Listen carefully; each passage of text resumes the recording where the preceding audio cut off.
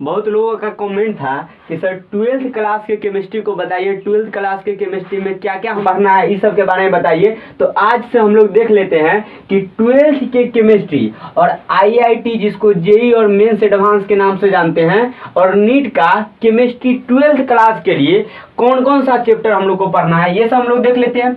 देखिए, केमिस्ट्री को first of all 3 भाग में बांटा गया है: फिजिकल केमिस्ट्री, ऑर्गेनिक केमिस्ट्री और इनऑर्गेनिक केमिस्ट्री।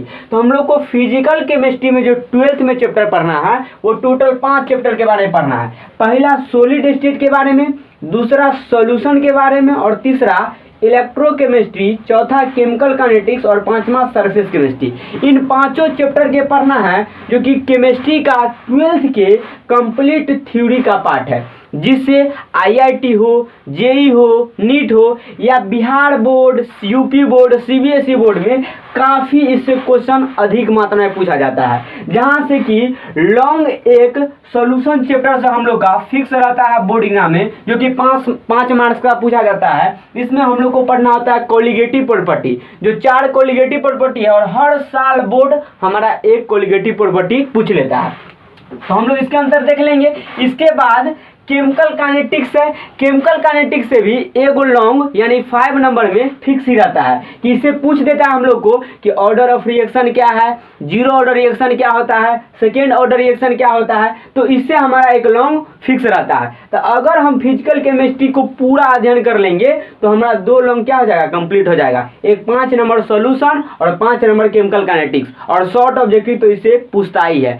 इसके बाद इनऑर्गेनिक की बात करें तो इनऑर्गेनिक में जो पहला चैप्टर हम लोग को पढ़ना है वो पी ब्लॉक एलिमेंट, इसके बाद D and F block element, तीसरा है कोऑर्डिनेशन कंपाउंड, और चौथा है मेटालर्जी, पांचवा है साल्ट एनालिसिस। देखिए, अगर सीबीएसई बोर्ड में देखेंगे तो सीबीएसई बोर्ड ने सॉलिड स्टेट को हटा दिया है, और ये साल्ट एनालिसिस है जो बोर्ड के लिए इंपॉर्टेंट नहीं है। इससे बोर्ड में सवाल नहीं पूछे जाते हैं। बोर्ड में पूछे जाते हैं फिजिकल केमिस्ट्री के 5 चैप्टर से और इनऑर्गेनिक के इन 4 चैप्टर से: P block element, D and F block element, coordination compound और मेटालर्जी से। साल्ट एनालिसिस से नहीं पूछा जाता है। और इनऑर्गेनिक से अगर लॉन्ग की बात करें तो लॉन्ग एक कोऑर्डिनेशन कंपाउंड से फिक्स रहता है।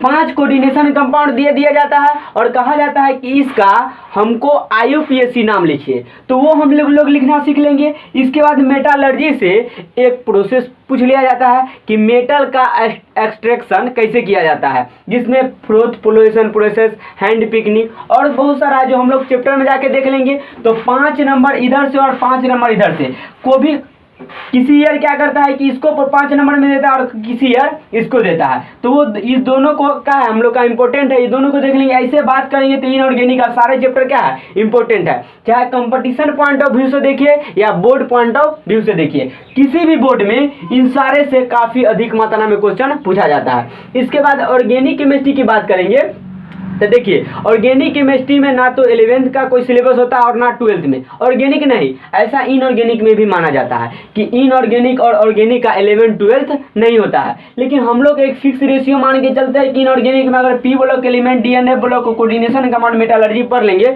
तो बात क्या होगा, समझ में आने लगेगा। लेकिन अगर ऑर्गेनिक केमिस्ट्री की बात करें तो ये nomenclature, isomerism, general organic chemistry जिसको हम लोग जीओसी कहते हैं, और चौथा है रिएक्शन मैकेनिज्म। तो ये जो हमारा चैप्टर है ये कंप्लीट 11th क्लास का है।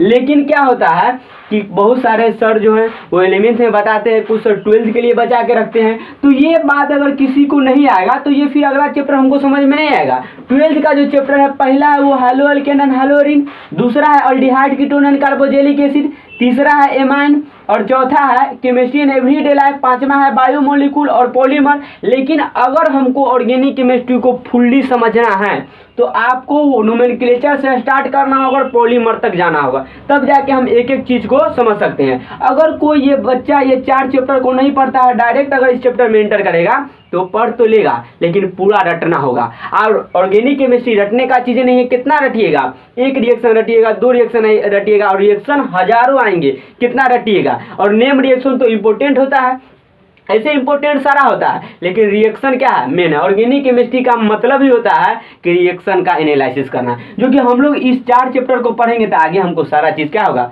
समझ में आएगा, नहीं तो कंप्लीट रटना होगा। अगर मार्क डिस्ट्रीब्यूशन की बात करें तो देखिए फिजिकल केमिस्ट्री से कहा जाता है ऐसा कि 28 नंबर का पूछा जाता है, और इनऑर्गेनिक केमिस्ट्री से 22 नंबर का पूछा जाता है, और 20 नंबर का ऑर्गेनिक केमिस्ट्री से पूछा जाता है, लेकिन ऐसा सिर्फ कहा जाता है। अब बात कर लेते हैं बिहार बोर्ड की। बिहार बोर्ड अभी क्या करते हैं कि हम लोग का केमिस्ट्री का एग्जाम होता है 70 मार्क्स का, लेकिन पूछा जाता है 140 150 मार्क्स का सवाल। अब उसमें ये पता नहीं चलता है कि फिजिकल केमिस्ट्री का कितना है, इनऑर्गेनिक का कितना है और ऑर्गेनिक का कितना है। अगर हम लोग सही से पढ़ाई करें और अगर आप बिहार बोर्ड से हैं तो केवल फिजिकल केमिस्ट्री भी पढ़ लीजिएगा तो 50% क्वेश्चन आप आराम से बोर्ड में बना सकते हैं। लेकिन अगर कंपटीशन की बात करेंगे तो हमको तीनों को इक्वल मान के 100% पढ़ना होगा। लेकिन अब सवाल है कि हम लोग पढ़े कहाँ से, स्टार्ट कहाँ से करें, फिजिकल केमिस्ट्री से करें कि इनऑर्गेनिक से करें कि ऑर्गेनिक से करें। तो देखिए 12th की केमिस्ट्री ऐसी है कि आप चाहे तो फिजिकल का भी कर सकते हैं, ऑर्गेनिक का भी कर सकते हैं और इनऑर्गेनिक का कर सकते हैं। अब जहाँ से स्टार्ट करेंगे बिल्कुल जीरो मान के हम लोग स्टार्ट करेंगे। आप अगर हमारे चैनल के माध्यम से अगर पढ़िएगा तो बिल्कुल आप 11th पढ़े हैं या न पढ़े, आपको कुछ आता है या नहीं आता, इससे हमको कोई मतलब नहीं है। बिल्कुल हम लोग जीरो लेवल से पढ़ेंगे, चाहे फिजिकल केमिस्ट्री चालू करें तब, चाहे ऑर्गेनिक केमिस्ट्री चालू करें तब, चाहे इनऑर्गेनिक केमिस्ट्री चालू करें तब। बिल्कुल हम लोग बेसिक से चलेंगे ताकि अंदर चैप्टर में अगर 11th का भी जरूरत हो तो हम पूरा को स्टेप बाय स्टेप समझते हुए चलेंगे। अगर ये आपका 100% कंप्लीट हो जाता है तो समझिए कि केमिस्ट्री आपका समाप्त हो गया। अब यही है कि बहुत सारे लोग को ऑर्गेनिक केमिस्ट्री नहीं समझ में आता है, उसको इनऑर्गेनिक केमिस्ट्री समझ में नहीं आता है। रहा बात फिजिकल का, तो फिजिकल आप कहीं से भी पढ़िएगा तो 100% समझ में आएगा, चाहे आपको कोई टीचर बताएंगे। लेकिन इनऑर्गेनिक और ऑर्गेनिक जनरली समझ में नहीं आता है, क्योंकि इसका मोस्ट ऑफ ऑल रिलेशन कहाँ से होता है, 11th से होता है। और जिस स्टूडेंट का 11th पार्ट वीक है